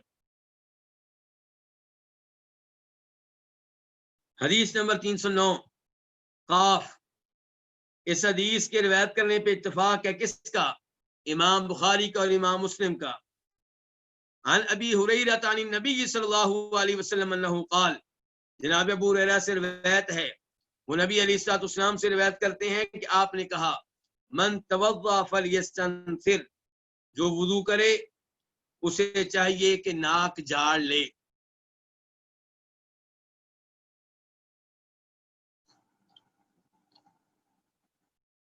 یعنی کہ ناک میں پہلے پانی چڑھائے گا پھر ناک کو جاڑے گا، اور جب آپ سو کر اٹھے ہوں تب خصوصی طور پہ ناک کو جاڑنے کا اہتمام کریں، کیونکہ نبی علیہ الصلوۃ والسلام ایک دوسری حدیث میں ارشاد فرماتے ہیں کہ شیطان انسان کے نتھنے میں رات گزارتا ہے، تو شیطان کے اثرات کو ختم کرنے کے لیے جب اٹھیں، ایک تو ہاتھ براہ راست کسی پانی کے برتن میں نہ ڈالیں بلکہ پانی لے کر ہاتھوں کو دھو لیں، اور دوسرا یہ ہے کہ ناک کو اچھی طرح جاڑیں تاکہ شیطان کے اثرات ختم ہو جائیں۔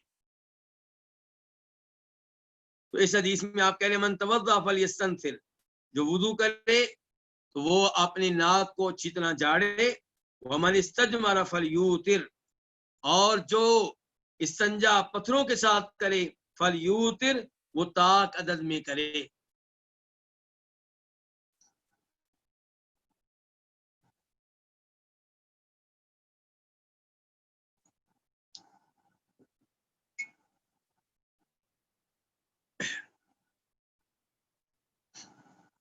اس کے بعد باب نمبر 7،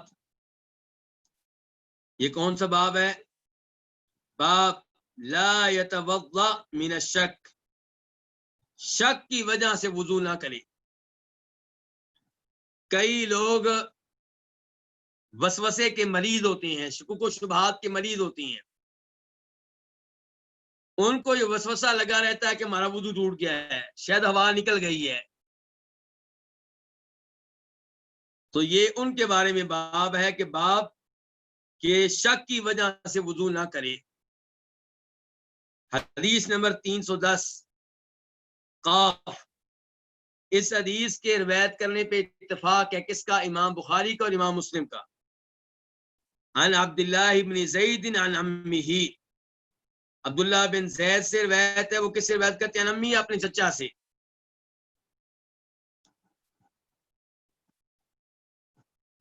یہاں مجھے لگتا ہے واللہ تعالی اعلم کہ اس کتاب الوافی کے رائٹر شیخ صالح شامی سے یا جس نے یہ کتاب پرنٹ کی ہے اس سے کچھ غلطی ہو گئی ہے۔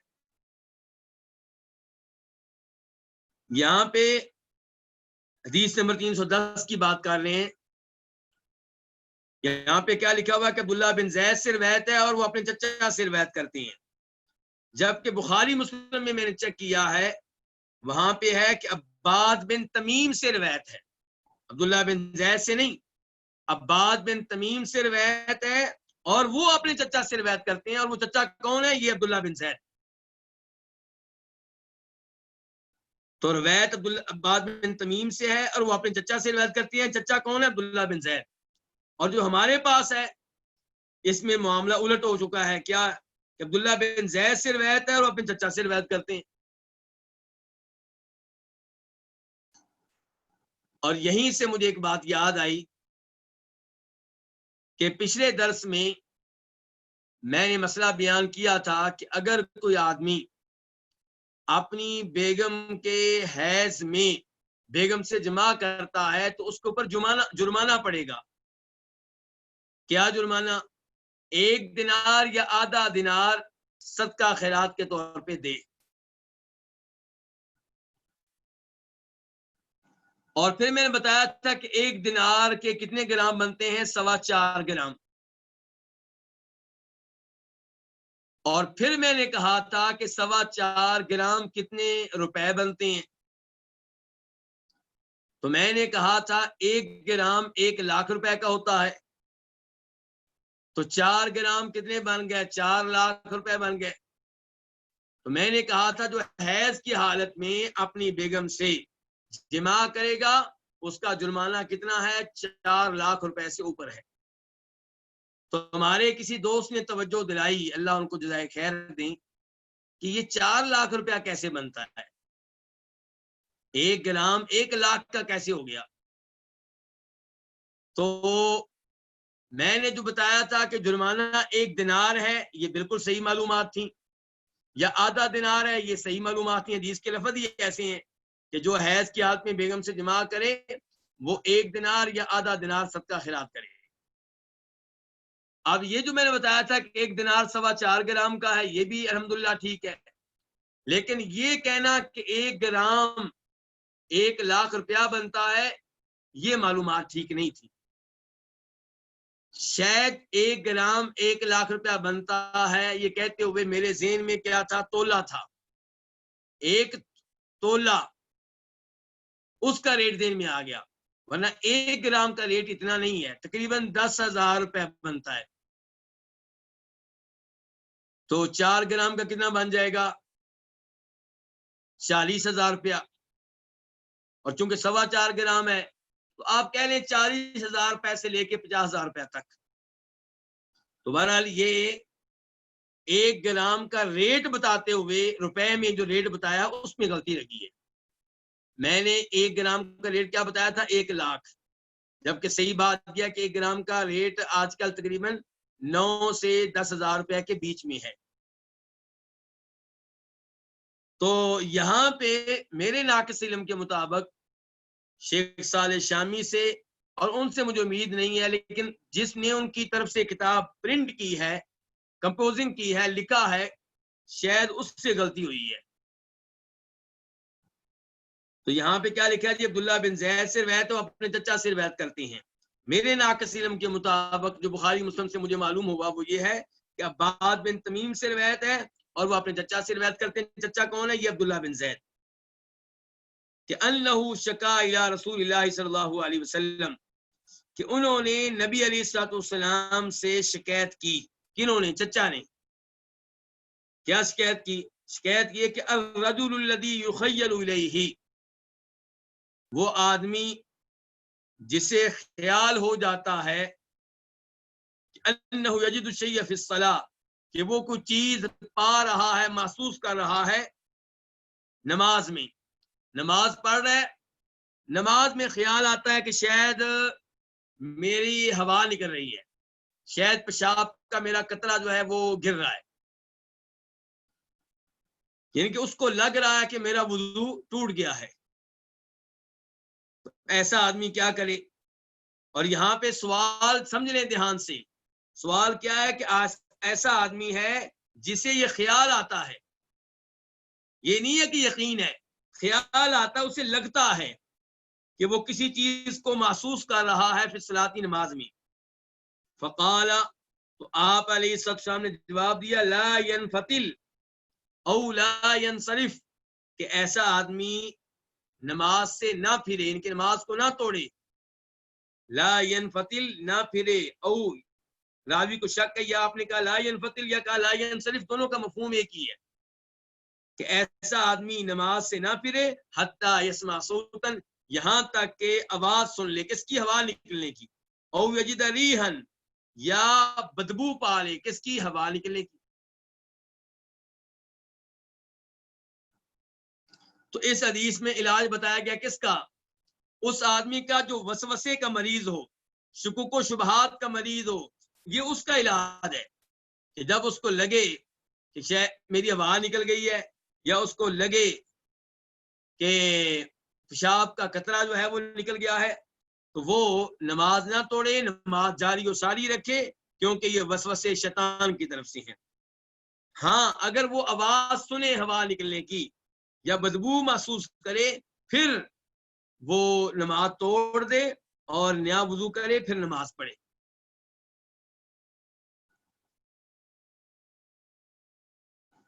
تو یہ علاج کس کا بتایا گیا ہے؟ جو وسوسے کا مریض ہے، شکوک و شبہات کا مریض ہے۔ اور اس حدیث سے پتہ چلا کہ الاصل بقاء ما کان علی ما کان، کہ جب آپ نے وضو کیا تھا یہ آپ کو یقینی طور پہ پتا ہے، اب وضو کے ٹوٹنے کے بارے میں شک ہے، تو آپ کیا کریں؟ آپ یوں یقین رکھیں کہ آپ کا وضو ہے۔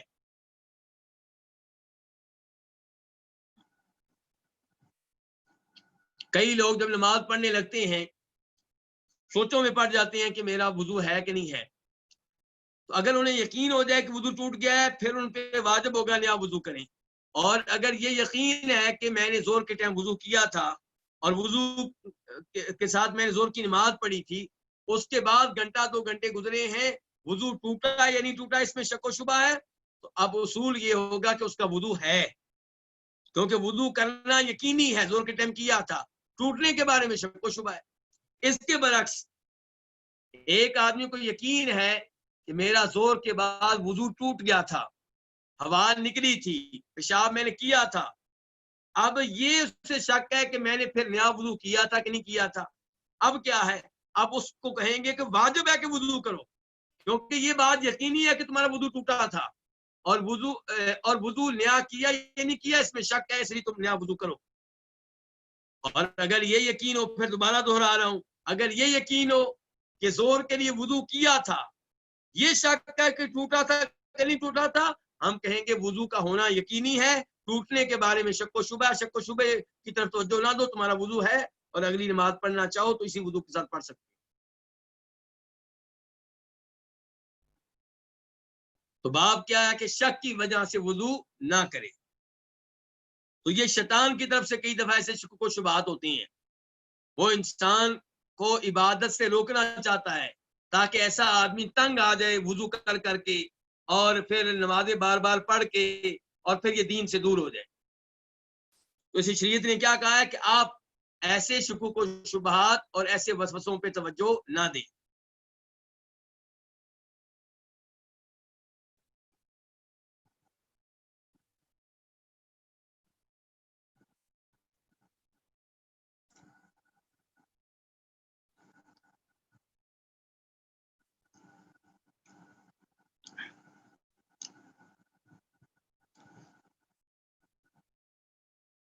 باب نمبر 8، باب التیمن فی الطہور وغیرہ، وضو وغیرہ میں، طہارت وغیرہ میں دائیں طرف سے ابتدا کرنا، دائیں طرف سے آغاز کرنا۔ حدیث نمبر 311، قاف۔ اس حدیث کے بیان کرنے پہ اتفاق ہے امام بخاری کا اور امام مسلم کا۔ عن عائشہ قالت، جناب عائشہ سے روایت ہے، وہ کہتی ہیں کان النبی صلی اللہ علیہ وسلم یعجبہ التیمن فی تناعلہ وترجلہ وطہورہ وفی شأنہ کلہ، کہ نبی علیہ الصلوۃ والسلام کو دائیں جانب سے آغاز کرنا اچھا لگتا تھا۔ کب؟ کس موقع پہ؟ فی تناعلہ، جوتا پہننے کے موقع پہ، وترجلہ، کنگھی کرنے کے موقع پہ، وطہورہ، وضو اور طہارت کے موقع پہ، وفی شأنہ کلہ، اور ہر معاملے میں۔ یعنی کہ جب آپ جوتا پہنتے تو آپ کی کوشش ہوتی تھی پہلے میں دائیں پاؤں میں جوتا پہنوں، بعد میں بائیں پاؤں میں جوتا پہنوں۔ دوسرے نمبر پہ کنگھی کرتے ہوئے داڑھی میں، سر میں، پہلے دائیں جانب سے کنگھی، پھر بائیں جانب سے، داڑھی میں پہلے دائیں جانب سے کنگھی، پھر بائیں جانب سے۔ وضو میں بھی ایسے، پہلے دایاں ہاتھ پھر بایاں ہاتھ، اور دونوں بازو میں بھی ایسے، پہلے دایاں بازو پھر بایاں بازو، پہلے دایاں پاؤں پھر بایاں پاؤں۔ تو نبی علیہ الصلوۃ والسلام کو طہارت وغیرہ میں دائیں طرف سے آغاز کرنا اچھا لگتا تھا، اور ہر مسلمان کو چاہیے اسی چیز کو اپنائے۔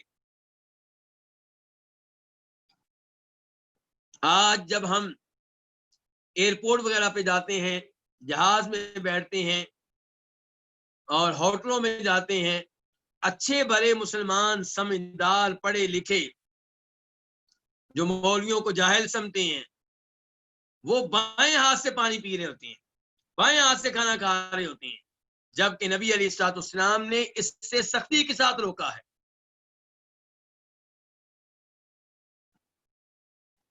تو اس حدیث کا باب سے تعلق کیا تھا کہ طہارت میں وضو میں دائیں طرف سے آغاز کرنا۔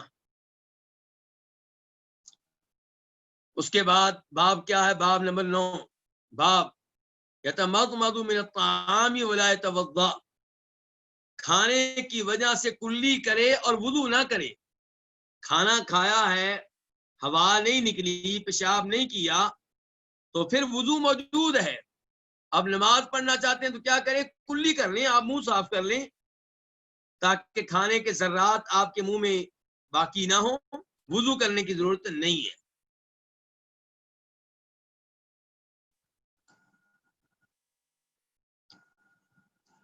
حدیث نمبر 312، خا، اس حدیث کو روایت کرنے والے کون ہیں؟ امام بخاری۔ عن سوید بن نعمان، سوید بن نعمان سے روایت ہے، سوید بن نعمان الاوسی، انه خرج مع رسول اللہ صلی اللہ علیہ وسلم عام خیبر، کہ وہ نکلے نبی علیہ الصلوۃ والسلام کے ساتھ خیبر والے سال، جس سال خیبر والوں سے جہاد ہوا اس سال وہ بھی نبی علیہ السلام کے ساتھ نکلے۔ حتی اذا كانوا بالصحبہ، یہاں تک کہ جب وہ سب کہاں تھے؟ صحبہ مقام پہ، نبی علیہ السلام بھی، سوید بھی، دیگر صحابہ کرام بھی۔ وہی ادنا خیبر، صحبہ کیا چیز ہے جی؟ یہ خیبر کے نیچے ہے، خیبر کے قریب یہ علاقہ ہے صحبہ کا۔ فصلی العصر، تو وہاں پہ آپ نے عصر کی نماز پڑھائی۔ ثم دعا بالازواد، پھر آپ نے زاد سفر طلب کیا، صحابہ کرام میں اعلان کر دیا گیا کہ جس کے پاس کھانے کے لیے جو ہے وہ لے آئے۔ فلم یؤت الا بالسویق، تو نہیں لایا گیا مگر ستو کو، جو بھی لوگ لے کر آئے ستو لے کر آئے۔ فامر به فسریا، تو آپ نے ستو کے بارے میں حکم دیا، فسریا، تو اسے بھگو دیا گیا، پانی میں ڈال دیا گیا۔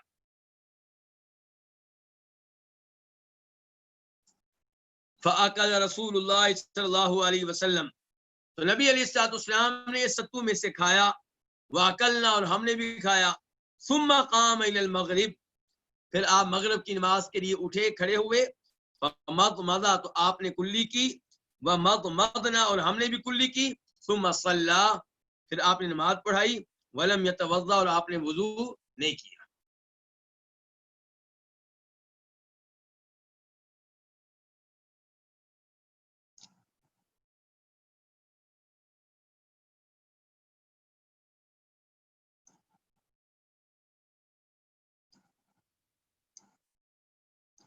اس حدیث سے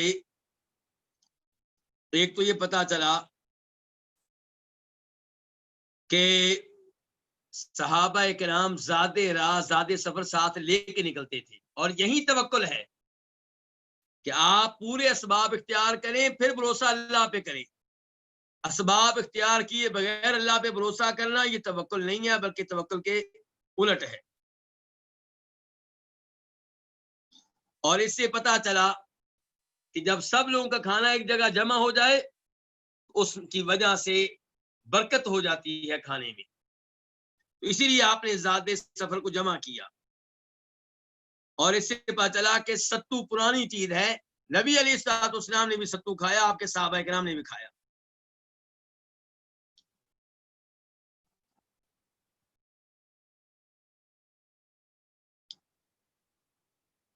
اور اس سے پتا چلا کہ جب کوئی چیز کھائی ہو تو نماز پڑھنے سے پہلے کلی کر لیں، منہ صاف کر لیں تاکہ آپ نماز دھیان سے پڑھ سکیں۔ اور یہ بھی پتا چلا کہ ایسی چیزیں کھانے سے وضو نہیں ٹوٹتا۔ اس کے بعد باب کیا؟ باب نمبر 10، باب الوضوء من لحوم الابل، اونٹ کے گوشت سے وضو کرنا، یعنی کہ اگر آپ نے اونٹ کا گوشت کھایا ہے تو پھر وضو کرنا ہوگا۔ حدیث نمبر 313 میم، اس حدیث کو روایت کرنے والے کون ہیں؟ امام مسلم۔ عن جابر بن سمرہ ان رجلا سأل رسول اللہ صلی اللہ علیہ وسلم، جابر بن سمرہ سے روایت ہے کہ ایک آدمی نے نبی علیہ السلام سے سوال کیا، اتوضأ من لحوم الغنم، کیا میں بکری کے گوشت کی وجہ سے وضو کروں؟ قال ان شئت فتوضأ وان شئت فلا توضأ، اگر چاہو تو وضو کر لو اور اگر چاہو تو وضو نہ کرو، یعنی کہ تمہیں چوائس دی جا رہی ہے، تمہیں اختیار دیا جا رہا ہے، جو کرنا چاہتے ہو کر لو۔ قال، اس آدمی نے کہا، اتوضأ من لحوم الابل، کیا اونٹ کے گوشت کی وجہ سے وضو کروں؟ قال نعم، یہاں پہ آپ نے کہا بالکل کرو، فتوضأ من لحوم الابل، اونٹ کے گوشت سے وضو کرو۔ قال، اس آدمی نے کہا، اصلی فی مرابض الغنم، بکریوں کے باڑے میں نماز پڑھ لیا کروں؟ قال نعم، آپ نے کہا ہاں پڑھ لیا کرو۔ قال اصلی فی مبارک الابل، کیا میں اونٹوں کے باڑے میں نماز پڑھ لیا کروں؟ قال لا، آپ نے کہا نہیں۔ اس حدیث سے ایک تو یہ مسئلہ پتا چلا کہ بکری کا گوشت کھائیں تو آپ کا وضو نہیں ٹوٹے گا، اسی وضو کے ساتھ آپ کو اور نماز پڑھ سکتے ہیں، یعنی کہ جو وضو آپ نے بکری کا گوشت کھانے سے پہلے کیا تھا اور نماز پڑھی تھی، بکری کا گوشت کھانے کے بعد آپ اور نماز پڑھ سکتے ہیں اور نیا وضو کرنے کی ضرورت نہیں ہے۔ یہ بھی پتا چلا کہ اونٹ کا گوشت اگر کھائیں گے تو وضو نیا کرنا پڑے گا، پرانا وضو کام نہیں آئے گا۔ کیوں؟ وجہ کیا ہے، سبب کیا ہے؟ اس بارے میں علماء کرام کے مختلف اقوال ہیں، اس لیے کوئی واضح قول بیان کرنا ممکن نہیں ہے، لیکن ہمارا ایمان ہے کہ اللہ کے رسول نے کہہ دیا اور جو آپ نے کہا اسی میں خیر ہے، اسی میں حکمت ہے، ہم آنکھیں بند کر کے ایمان لاتے ہیں۔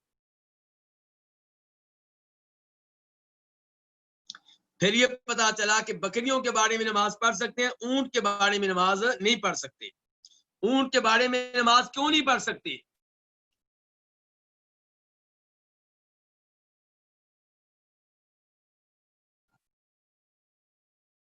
شاید اس کی ایک وجہ یہ ہے کہ اونٹوں کے بارے میں آپ نماز پڑھیں گے تو آپ کو خطرہ رہے گا کوئی اونٹ میرے اوپر حملہ نہ کر دے، تو آپ کی توجہ نماز میں اتنی نہیں ہوگی جتنی اونٹوں کی جانب ہوگی، جبکہ نماز مکمل طور پہ توجہ کے ساتھ پڑھنی چاہیے، توجہ اللہ کی جانب رہے، نماز کی جانب رہے۔ کئی لوگ کہتے ہیں کہ آپ نے اس لیے روکا اونٹوں کے بارے میں نماز پڑھنے سے کیونکہ اونٹوں کا پیشاب پلید ہوتا ہے تو وہ جگہ پلید ہو جاتی ہے، تو گزارش یہ ہے کہ یہ موقف درست نہیں ہے، کیونکہ نبی علیہ السلام نے کچھ لوگوں کو جو مدینہ میں آ کے بیمار ہو گئے تھے، اونٹوں کے دودھ اور اونٹوں کے پیشاب پینے کا حکم دیا تھا اور انہوں نے پیا اور وہ ٹھیک ہو گئے تھے۔ آج کی سائنس، میڈیکل سائنس مان رہی ہے کہ اونٹوں کے پیشاب اور دودھ میں پیٹ کی کئی بیماریوں کا علاج ہے۔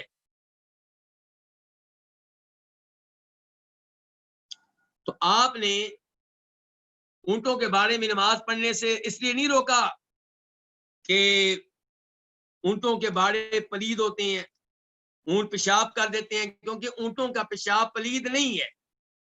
میری یہ باتیں شاید کئی لوگوں کے لیے نئی ہوں، اونٹوں کا پیشاب پلید نہیں ہے، اس کا مطلب یہ نہیں ہے کہ آپ صبح شام پیئیں، میں یہ نہیں کہہ رہا۔ اگر کبھی مسئلہ بن جائے، کوئی مریض ہے وہ علاج کرنا چاہتا ہے یا اونٹوں کا مالک ہے وہ کہتا ہے کہ اونٹوں کے پیشاب کی وجہ سے میرے کپڑے پلید رہتے ہیں، میری نماز کا کیا حکم ہے، ہم کہیں گے پڑھ لیا کرو۔ کیونکہ اونٹوں کا پیشاب پلید نہیں ہے. پلید نہیں ہے پہلی دلیل دے چکا ہوں کہ آپ نے کچھ لوگوں سے کہا کہ تم پیو، اور نبی علیہ السلام پلید چیز پینے کا حکم نہیں دے سکتے. دوسرے نمبر پہ آپ لوگوں کو یاد ہوگا، آپ لوگوں نے یہ حدیث کئی علماء کرام سے سنی ہوگی کہ نبی علیہ الصلوۃ والسلام نے جب طواف کیا تھا حج میں تو اونٹنی پہ بیٹھ کے کیا تھا. اونٹنی کو بیت اللہ میں لے کر داخل ہوئے. اس کا مطلب یہ ہے کہ اونٹنی کا پیشاب پلید نہیں تھا اسی لیے لے کر داخل ہوئے. اگر اس کا پیشاب پلید ہوتا تو آپ اسے لے کر طواف نہ کرتے، ورنہ طواف کے دوران وہ کبھی بھی پیشاب کر سکتی ہے.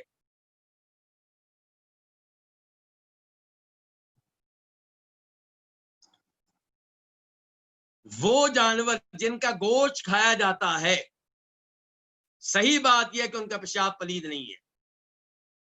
ویسے مجھے بھی گن آتی ہے، آپ کو بھی آتی ہے، نہ آپ پیئیں گے نہ میں پیوں گا نہ کسی اور کو مشورہ دیں گے. لیکن اگر کسی کا علاج اس پیشاب میں ہو تو وہ پی سکتا ہے، جیسا کہ اللہ کے رسول نے رہنمائی کی تھی. یا جیسا کہ پہلے کہہ چکا ہوں، کوئی گائیوں کا مالک ہے، بھینسوں کا مالک ہے، اونٹنوں کا مالک ہے، اور یہ جانور کبھی بھی پیشاب کر دیتے ہیں تو آپ کے جسم پہ چھینٹے پڑ گئے، آپ نماز پڑھنا چاہتے ہیں، نہیں پڑھ رہے اس لیے کہ کپڑے پلید ہیں، تو ہم کہیں گے کپڑے آپ کے پلید نہیں ہیں، نماز کو آپ لیٹ نہ کریں، ٹائم پہ پڑھ لیں. اور اگر نیا لباس مل جائے بہت اچھی بات ہے.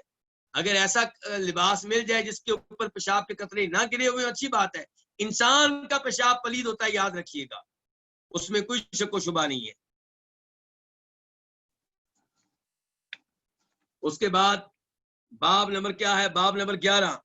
باب حل یتوضا مما مست النار، کیا وضو کرنا ہوگا اس چیز کو کھانے کی وجہ سے جسے آگ نے چھوا ہو.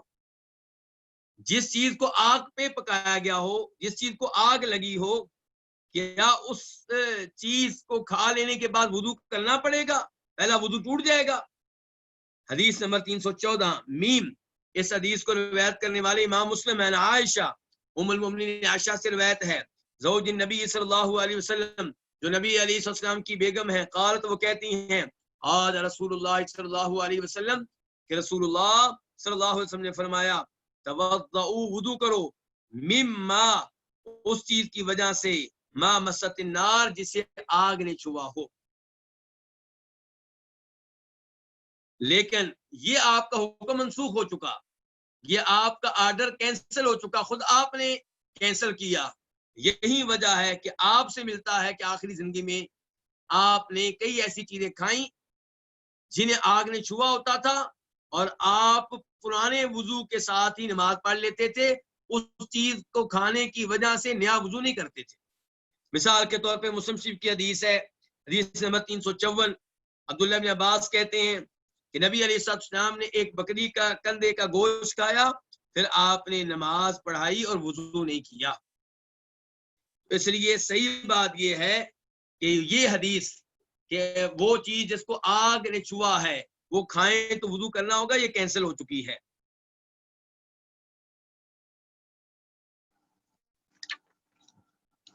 باب نمبر 12. باب نوم الجالس لا ينقض الوضو، جو آدمی بیٹھا ہوا ہو اس کی نیند وضو نہیں توڑتی. ہاں لیٹ جائیں تب آپ کی نیند سے وضو ٹوٹ جائے گا، لیکن جو آدمی بیٹھا ہوا ہے اس کی نیند جو ہے وضو کو نہیں توڑے گی. حدیث نمبر 315 قاف. اس حدیث کے روایت کرنے پہ اتفاق ہے کس کا؟ امام بخاری کا اور امام مسلم کا. انس، جناب انس بن مالک سے روایت ہے، قال، وہ کہتے ہیں، اقیمت الصلاۃ، نماز قائم کر دی گئی، اقامت کہہ دی گئی، عشاء کی نماز کی بات ہو رہی ہے.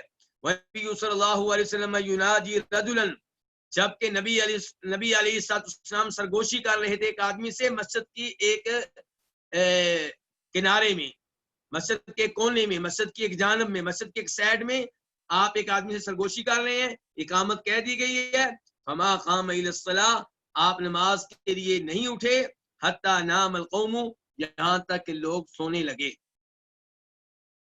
اس آدمی نے آپ سے گفتگو کافی لمبی کی تو آپ نماز کے لیے کافی لیٹ اٹھے. اقامت پہلے کہہ دی گئی تھی، اس سے پتا چلا اقامت کے بعد گفتگو کی جا سکتی ہے، اس میں کوئی حرج نہیں ہے. دوسرے نمبر پہ مسجد میں گفتگو کرنا جائز ہے.